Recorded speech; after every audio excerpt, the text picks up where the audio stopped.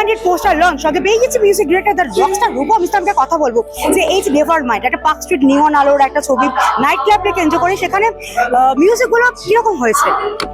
যেরকম হওয়ার কথা সেরকমই হয়েছে, গতিময়, সোলফুল এবং ক্যারেক্টারগুলোর যে মনের কথা সেটাকে আনভেল করছে।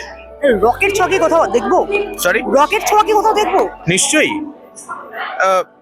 নাইট ক্লাব মিউজিক তো সেখানে, এবং একজন গিটারধারী একজন নায়ক, কাজেই রক্ত থাকবেই, কিন্তু পাশাপাশি মেলোডিকে ভুলে গিয়ে নয়।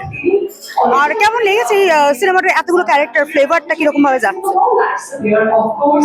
আমার মনে হয় সিনেমাটা দেখা অবধি একটু অপেক্ষা করা দরকার সবার, পুরোটাই তো বলে দেওয়া যায় না, তবে একটা লাইন কি শোনানো যায়? না, এখন নয়। আজকে পোস্টার লঞ্চের দিন, আজকে মিউজিক লঞ্চের দিন নয়। Thank you. আমরা কথা বললাম রূপম ইসলামের সঙ্গে, আর বাকিরা জানার জন্য তো দেখতেই হবে নেভার মাইন্ড সিনেমা হলে গিয়ে। ক্যামেরা সঙ্গে আমি পল্লবী টুরিস্ট কলকাতা।